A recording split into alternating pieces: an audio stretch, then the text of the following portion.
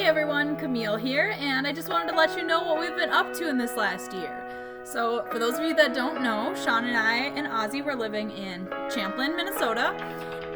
Life was good, things were great, then the world shut down, and we considered moving somewhere else. And when we saw this house, it was posted on a Friday, we saw it on a Sunday, and by Wednesday, we had our offer submitted. We wanted this house, submitted the offer sight unseen. I'll spare you the details, but let's just say the buying process wasn't a smooth sailing journey, but all's well that ends well. We're happy to be in the house. And for those of you that don't know, I do call my house the Whimsy Dome. It's really because Michigan doesn't have their mapping system down so great, so I created a Google Maps location and decided to give it a name. And once you see this house, you'll understand why I call it the Whimsy Dome. So we're like 45 minutes north of Oconto, where I grew up. And yeah, we are on 6.5 acres here on the river, and we live in a super unique home. Let me actually and show you around. Sean is in the shop working on building a compost pile, so I decided to cook dinner ahead of time. Ooh, I'm also drinking our homemade blueberry wine that we made. And here's our kitchen. Back there we have a water fountain. Here's our pantry. The fridge and everything was there. It came fully furnished. We have since added a shelf in the halfway between there and the den with our epoxy live edge. The house does have 2 wood stoves, but we just use the one in the basement to keep the house heated. This is the upstairs loft. This is actually our winter bedroom. It keeps it nice and warm in the winter, and downstairs we sleep in the basement where it's nice and cool. This is our brew room. This is where we brew our own kombucha and our wine. Right now we're making our blackberry, but we've also made the blueberry and the crabapple. If you head upstairs, you'll get to the eagle's nest, and this room has 360 windows that look out around the entire property, so you can see the greenhouse to my left here.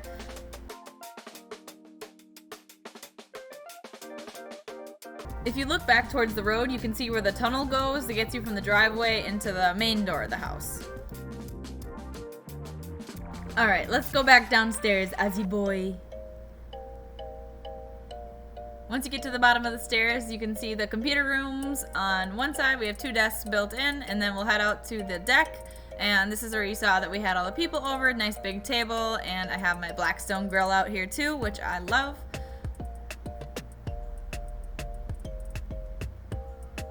And there's the garden back inside. Let's go downstairs. Here's the ground level bathroom, sink, bathtub, nice cabinetry. All this was homemade and was left for us, along with the washer dryer, all of that jazz. Super awesome. Over into the master bedroom, or what we call our summer bedroom. They've got the built-in closets and another walkout door so you can get to the greenhouse. All right, let's head over into the shine room.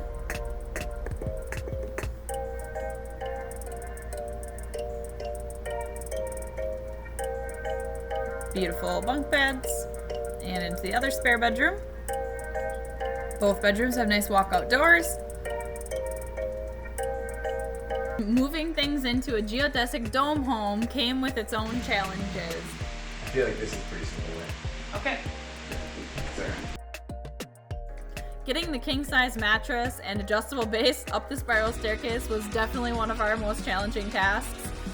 The big mattress was super wide and floppy and hard to move all at one time, and then the square, robust, adjustable base was also really challenging to meander it around the curved ceilings. And as well, when we got in the house, there was a ton of brush work to be doing. The house had sat empty for a few years, so there was a lot of yard work to be done. This was one of the more physically challenging tasks that we had to do, and my body was surely not ready for it.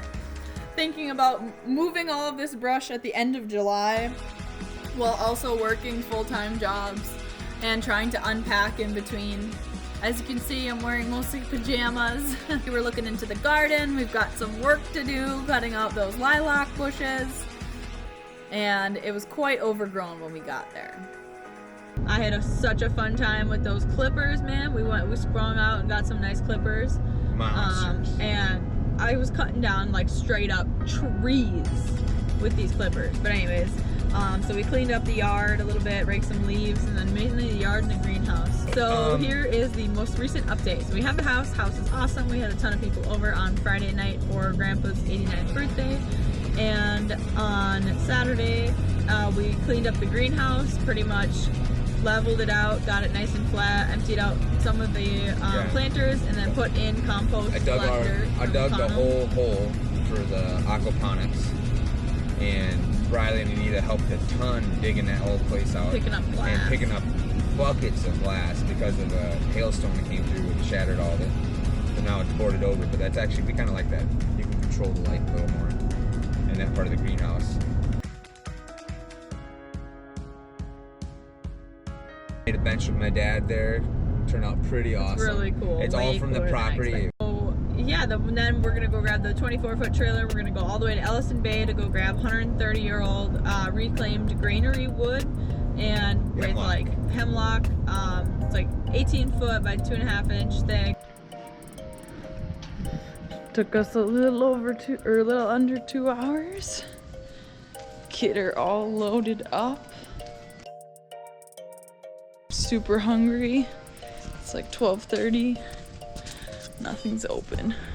But you know, we're just pushing through and getting it done, get it all done here. So even within the first full week of being at the house, all that kind of stuff is done, figured out. We got wood on the property, we got all the tools we need. Constantly working on adding more fun things to the property. We've gotten a lot accomplished in the last 12 months, and the fact of the matter is the to-do list just never ends. But that's the beautiful part about being a homeowner, is there's going to be endless amounts of projects that we're going to have ideas and inspiration for. It's so awesome that we get to really make this place our own, and we want to share it with those around us. So for our friends and family, if you want to come and stay at the Whimsy Dome, please don't hesitate. I would love to have you over. Send me a message, and you're welcome to stay at the Whimsy Dome.